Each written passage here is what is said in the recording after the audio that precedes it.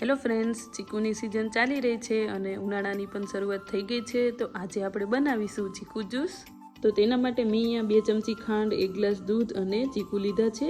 હવે આપણે ચીકુની આ રીતે છાલ ઉતારી લેશું. બધા જ ચીકુની છાલ ઉતરી જાય એટલે આપણે તેને આ રીતે નાના નાના પીસમાં કટ કરી લેશું. ચીકુ કટ થઈ જાય એટલે આપણે તેને એક બાઉલમાં એડ કરશું. ત્યાર પછી તેમાં 1 ગ્લાસ જેટલું દૂધ એડ કરશું અને 1 ચમચી જેટલી ખાંડ. ત્યાર પછી તેને બ્લેન્ડરથી બ્લેન્ડ કરી લેશું. જો તમારી પાસે બ્લેન્ડર ના હોય તો તમે મિક્સરમાં પણ કરી શકો. બ્લેન્ડ થઈ ગયું છે તો હવે આપણે તેને ગ્લાસમાં કાઢી લઈએ. ગ્લાસમાં કાઢતી વખતે જો તમારે આઈસ ક્યુબ નાખવા હોય તો તમે નાખી શકો. ત્યાર પછી ઉપરથી થોડા ચીકુના ટુકડા એડ કરશું.